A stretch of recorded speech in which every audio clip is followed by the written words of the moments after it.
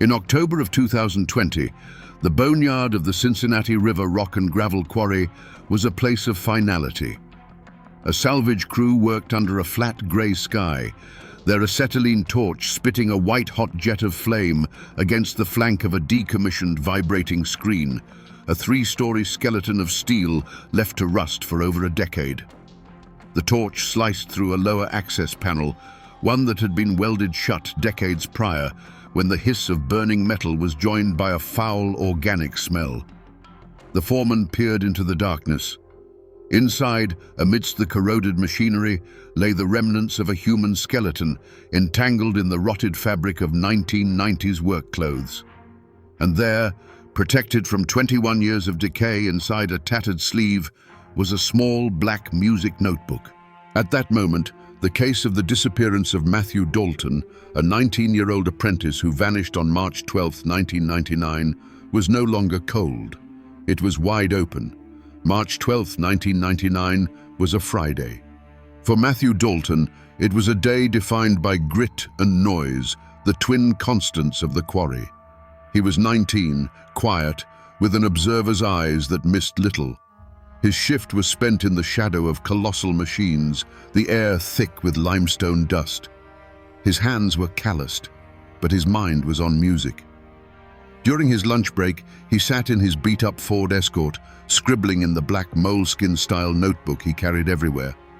It was a repository for everything. A half-finished lyric about the river, a chord progression he'd thought of over the roar of the crushers, a reminder to pick up new guitar strings. His garage band, Grit and Echo, had a gig scheduled at a local dive bar in 2 weeks. This job, this deafening, dusty place, was the means to an end. The overtime he'd been putting in was earmarked for a new amplifier, a Fender twin reverb he'd been dreaming about for months. He wasn't just earning a paycheck, he was building a future, one chord at a time. Colleagues from that day would later remember him as being in good spirits, focused on his work, meticulous as always. He did his job, kept to himself, and wrote in his book. The 5 o'clock klaxon signaled the end of the shift. Its harsh cry echoed off the rock walls, a sound of temporary freedom. Matthew clocked out, his face smeared with the day's labor. He waved a quick goodbye to another worker, mentioning he was heading to the personal protective equipment shed. He needed to return his old gear and pick up a new pair of steel-toed boots that had been ordered for him. It was a walk of less than 300 yards across the gravel lot. He was last seen walking toward the small, metal-sided building, his lanky frame silhouetted against the setting sun. His car remained in the employee lot. His final paycheck would sit in the foreman's office, uncollected. His bandmates would wait for him at practice that night, a practice he would never attend. After he rounded the corner of a massive pile of aggregate, the sounds of the quarry began to wind down for the night. The great gears slowed, the conveyor belts fell silent, and an unfamiliar quiet settled over the landscape. It was in that quiet that Matthew Dalton ceased to be. There was no sound, no struggle, no cry for help. There was only absence, a complete and final silence. When Detective Sylvia Chang of the Cincinnati PD's cold case unit arrived, the quarry had fallen silent, the salvage operation halted. She stood before the rusted behemoth, a monument to industrial decay that had for 21 years served as a tomb. A forensic team, illuminated by the cold, white glare of portable floodlights, worked with a quiet intensity, their task to coax a story from little more than dust and bone. They cut a larger opening in the machine's flank, the shriek of the saw, a stark contrast to the reverent hush of the investigators. The remains were carefully documented in situ before being removed. The skeleton was mostly intact, cocooned within the remnants of his work clothes. Faded denim, a plaid flannel shirt rotted to the consistency of wet paper, the ghost of a band t-shirt underneath. But it was the skull that told the first definitive chapter of the story. The forensic anthropologist pointed to a clear, depressed fracture on the occipital bone, a spider web of damage caused by a single powerful impact. This was not an accidental fall into a piece of machinery. This was blunt force trauma. Matthew Dalton was murdered. Then came the questions, multiplying like cracks in cold steel. The access panel hadn't been bolted shut. It was sealed with a thick, industrial-grade weld bead, now oxidized but still formidable. This wasn't a repair. It was a seal. The first micro-hook emerged. Who on the 1999 quarry staff had the skill, the equipment, and the authorization to perform such a weld on a multi-ton piece of sorting equipment unnoticed? The location itself was a statement. The inside of a triple-deck vibrating screen is a maze of metal plates, springs, and chutes. Placing a body inside would require the machine to be completely inert. It suggested the act was performed during a scheduled shutdown, perhaps an overnight maintenance shift when the quarry was dark and staffed by a skeleton crew. The second question followed: which employees were on duty during the maintenance windows immediately following Dalton's disappearance? Finally, there was the choice of tomb. Hiding a body inside the very heart of the quarry's loudest, most violent machine was an act of audacious intimacy with the environment. It spoke of a killer who didn't just work at the quarry, but understood its rhythms, its blind spots, its secrets. The scene didn't scream rage, it whispered conspiracy. This was not a spontaneous crime. It was a disposal. A meticulously planned, professionally executed operation designed to erase a human being from the face of the earth, burying him not in dirt, but in steel. In 1999, the initial investigation into the disappearance of Matthew Dalton lasted 72 hours. It was a textbook case of confirmation bias, an exercise in closing a file rather than solving a crime. With no body and no overt signs of a struggle, the official narrative was written before the ink was dry on the missing person report. Matthew was 19, a musician prone to quiet moods. To the overworked detectives, the answer was simple. He was a runaway. The uncollected paycheck was seen not as a red flag, but as proof of a hasty departure for a new life, chasing a dream of music and fame. Matthew's family protested, insisting that he was responsible, that he would never leave without a word. Their pleas, however, were no match for the official theory. The search of the quarry was cursory at best. A few officers walked the perimeter. They looked in the administrative buildings and the locker rooms.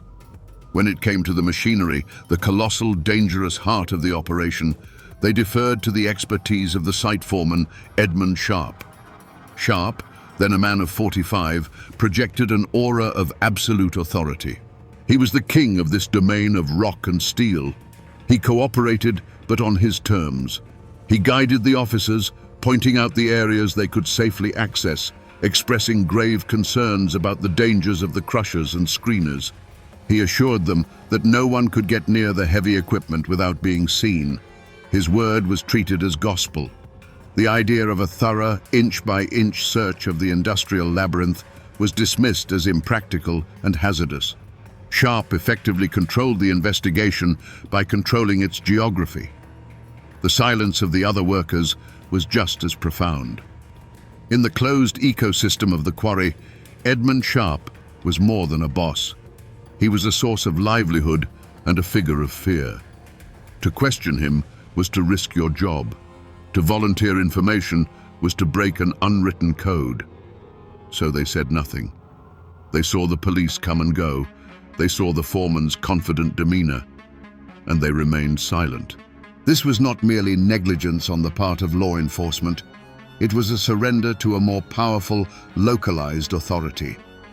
The investigation didn't fail because the clues were too well hidden. It failed because it was never truly allowed to begin. The official file was closed, the cause of disappearance listed as voluntarily missing. The wall of silence, built from institutional apathy and personal fear, was complete. And for 21 years, it held.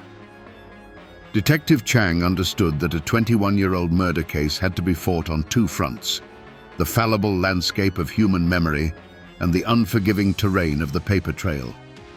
While one team was dispatched to the county records office to dig up every document related to the quarry from 1998 to 2000, Chang began the delicate process of tracking down the men who had worked there, ghosts scattered by time across 3 states. She found them in quiet suburban homes, in trailer parks, in nursing facilities. They were old men now, their bodies stooped, their hands gnarled, but their memories of the quarry and the man who ran it were still sharp. They all remembered Matthew Dalton, the quiet kid, the one with the notebook. Nice boy, kept to himself. But when Chang mentioned the name Edmund Sharp, a subtle shift occurred. Eyes would drop, voices would lower. The bravado of old age would recede, replaced by a flicker of the same fear they had felt as young men. They spoke of Sharp's iron will, his temper, his almost preternatural awareness of everything that happened on his site. They also spoke of his right-hand man, Frank Miller, a man they described with single, potent words: mean, loyal, dangerous. Their testimonies were a fog of contradictions and half-recollections. One man vaguely recalled an argument Matthew had with another young worker a week before he vanished.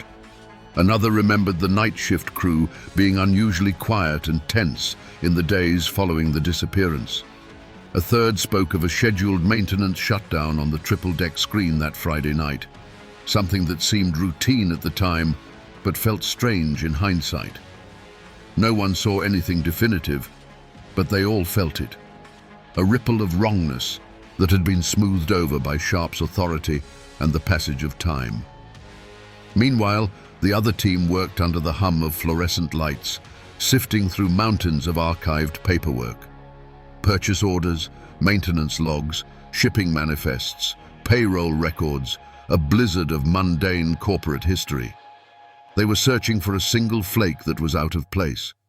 For weeks, they found nothing but the expected rhythm of a large-scale industrial operation. Fuel orders, parts requisitions, overtime authorizations.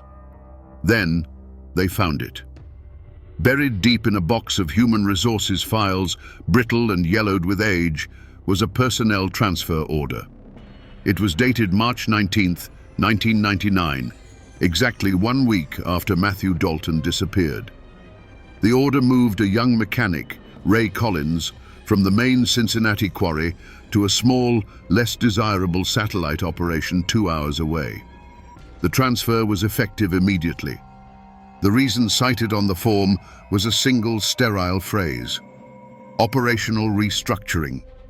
It was a perfectly normal piece of corporate jargon, but the authorization signature at the bottom was stark and clear: Edmund Sharp. It was the first concrete action, the first verifiable manipulation of a person connected to the quarry in the immediate aftermath of Matthew's disappearance. It was a small, cold fact, but in an investigation starved of them, it felt like a key turning in a lock that had been rusted shut for 2 decades. The vague memory from an old quarry worker, an argument between Matthew and someone else, was the first thread of genuine human conflict in the case. Detective Chang's team pulled on it.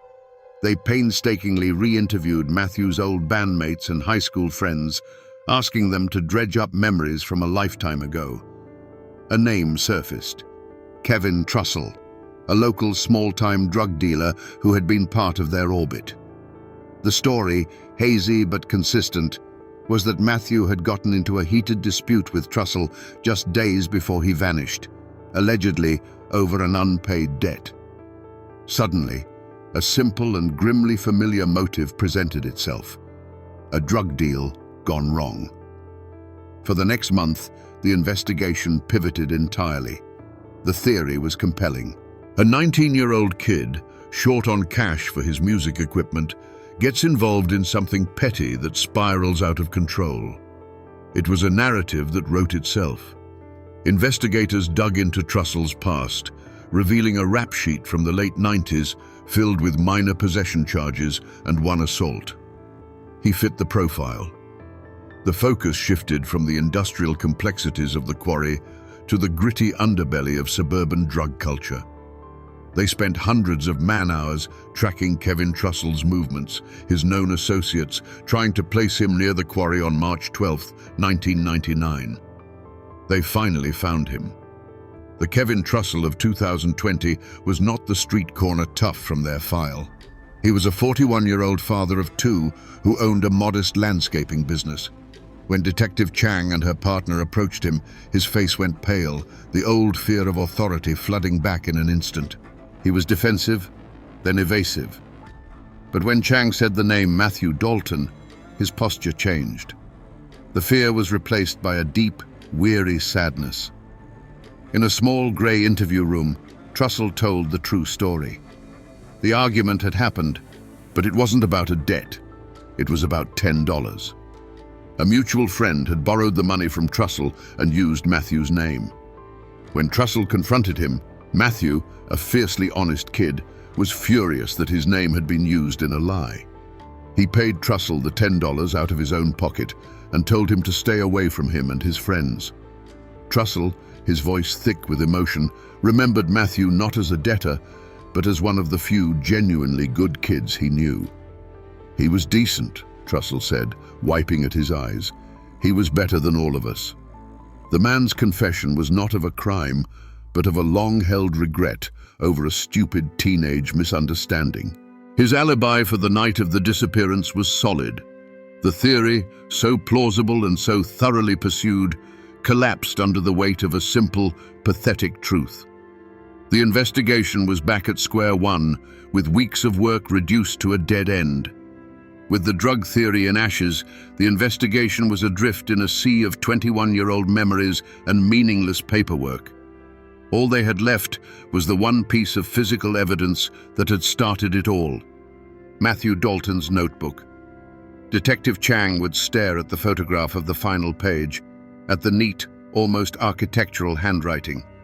CAT-D6R-XLSN #7AR00592. It felt less like a clue and more like a taunt from the grave. They had checked and rechecked every inventory log and parts manifest from the quarry. The number didn't exist in that world. It was a key without a lock. Frustrated, Chang made a decision that took the investigation outside of official police channels. On a hunch, her team drafted an email.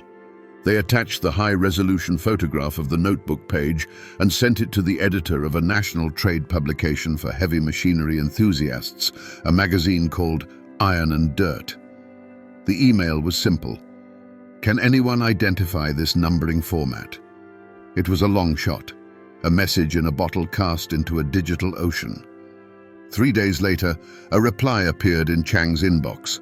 It was from a man named Walter Schmidt, a retired Caterpillar sales manager from Peoria, Illinois.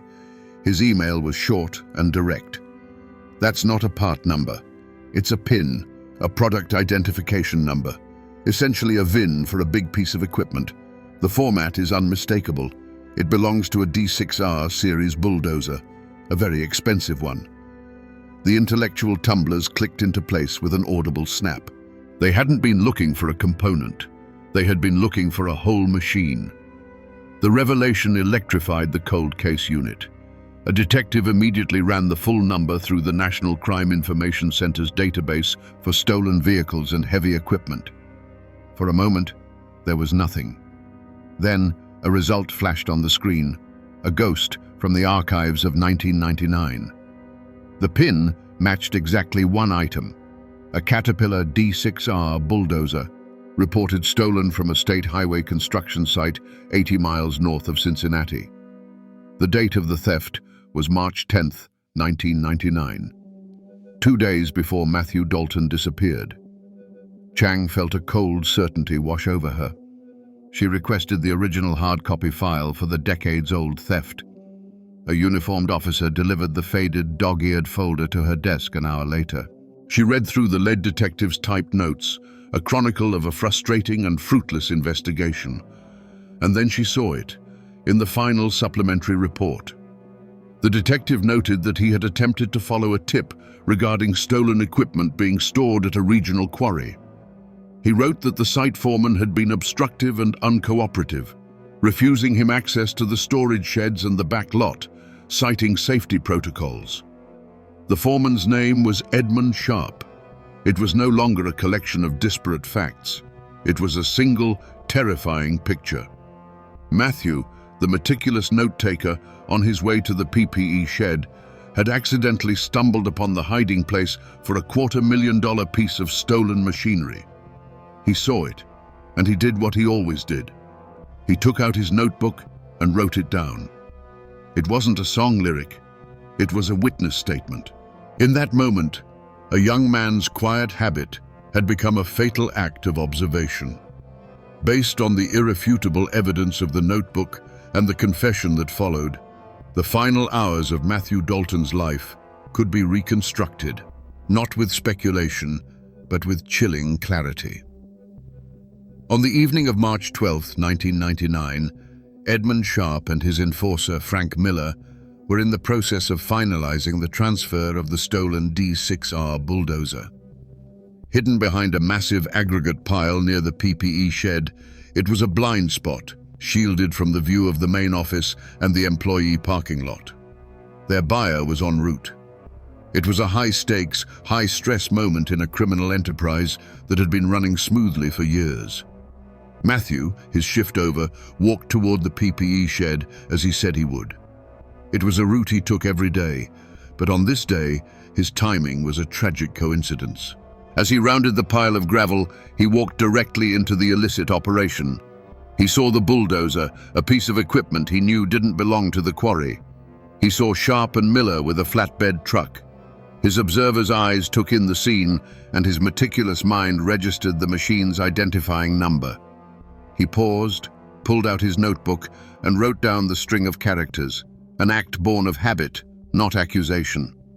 For Edmund Sharp, a man who ruled his domain through paranoia and control, this quiet act was a declaration of war. He couldn't know what the kid intended to do with that information. He only knew that his entire operation, his freedom, and his illicit fortune were now balanced on the word of a 19-year-old apprentice. He made a decision in an instant. He called out to Matthew, his voice lightly calm, hiding the surge of adrenaline. He would have gestured him over, feigning a question about his shift, drawing him closer, away from any potential line of sight. As Matthew approached, Frank Miller moved in from the side. The first blow to the back of his head was swift and silent. There was a dull thud, and the world went dark for Matthew Dalton. The boy who loved music, who dreamed of a Fender amplifier, fell into the very dust he had worked in all day.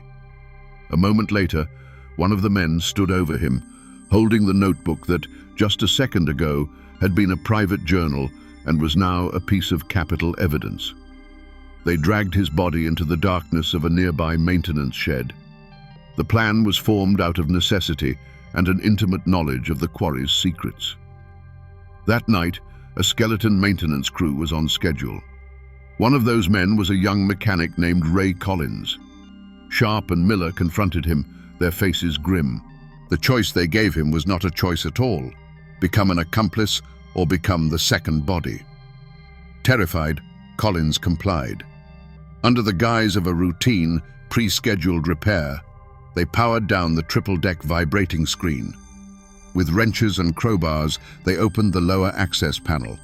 Together, in the dead of night, illuminated only by work lamps, they placed Matthew's body inside the cold, steel labyrinth. Ray Collins, his hands shaking, was forced to weld the panel shut, entombing the boy in a place of perpetual noise and darkness, a place no one would ever think to look. Armed with Ray Collins's videotaped confession and the unassailable evidence of the notebook, the wheels of justice began to turn with a speed that belied 21 years of inertia. Detective Chang flew to Arizona. The man who answered the door of the sprawling desert home was 66 years old, tanned, and radiated the easy confidence of wealth. But when Edmund Sharp was confronted not with accusations, but with a photograph of the final page of the notebook, that confidence disintegrated. He was arrested without incident. Frank Miller was apprehended the same day at his home in rural Ohio. His defiance was more pronounced, but no less futile. The trial was a study in contrasts. On one side sat Edmund Sharp and Frank Miller, two old men, impassive and unrepentant, their lawyers arguing that the state's case was built on the coerced testimony of a single, unreliable witness. On the other side was Ray Collins, brought to the stand in a prison jumpsuit, a man visibly crushed by the weight of 2 decades of guilt. He recounted the events of that night in a low, trembling voice, his testimony a painful exorcism of a secret he had carried for more than half his life. But the state's most powerful witness was one that could not be cross-examined: the notebook itself. Projected onto a large screen for the jury to see, the neat, methodical handwriting of a 19-year-old boy became a silent testimony that reached across the years. It was the physical manifestation of the truth, irrefutable and damning. The jury took less than 4 hours. The verdict was guilty on all counts of first-degree murder and conspiracy. Edmund Sharp and Frank Miller were sentenced to life in prison without the possibility of parole. Ray Collins, for his testimony, received a reduced sentence of 15 years for his role as an accomplice after the fact. Matthew Dalton's parents, now in their late 60s, had sat in the front row of the courtroom every single day of the trial. After the sentencing, they issued a brief statement to the press. "Justice for our son has been a long time coming," his father read, his voice steady. "Now, he can finally be remembered for the music he loved, not the silence he left behind." Legal justice had, at last, been served. The verdict, as final as it was, could not restore a single day of the 21 years that had been stolen. It could provide accountability, but it could not mend the fracture in time left by a single brutal act in the dust of a quarry. Today, the Cincinnati River rock and gravel quarry no longer exists. The pits have been filled, the cliffs graded smooth, the rust and grit paved over. In its place stands a sprawling corporate park, a quiet campus of reflective glass buildings and meticulously manicured lawns. There is no plaque, no marker, no indication that this sterile landscape was once a place of violent, industrial noise, or that for 21 years it was a tomb. At the request of Matthew Dalton's family, the section of the vibrating screen that served as his coffin was not preserved. After the trial, it was transported to a steel mill and rendered down in a furnace, its form erased by fire, ensuring no physical monument to the horror would ever exist. The men who put him there now live out their days in the artificial quiet of a maximum security prison, their authority and power reduced to a number on a jumpsuit. The resolution of this case did not come from a sudden pang of conscience or a deathbed confession. It came from the quiet, persistent habit of a 19-year-old boy who liked to write things down. Edmund Sharp and Frank Miller had built a fortress of silence around their crime, a fortress walled with fear and steel. They believed they had committed the perfect murder, burying their secret under the weight of time and a multi-ton machine. But they never understood their victim. They couldn't have known that the most enduring testimony against them would not be a shout, but a whisper, written in methodical script on the last page of a musician's notebook. Matthew Dalton's final entry was an act of observation that became an act of justice, a single line of text that proved louder than the silence of 2 decades. It was the truth, sealed away in darkness, waiting patiently to find its way to the surface.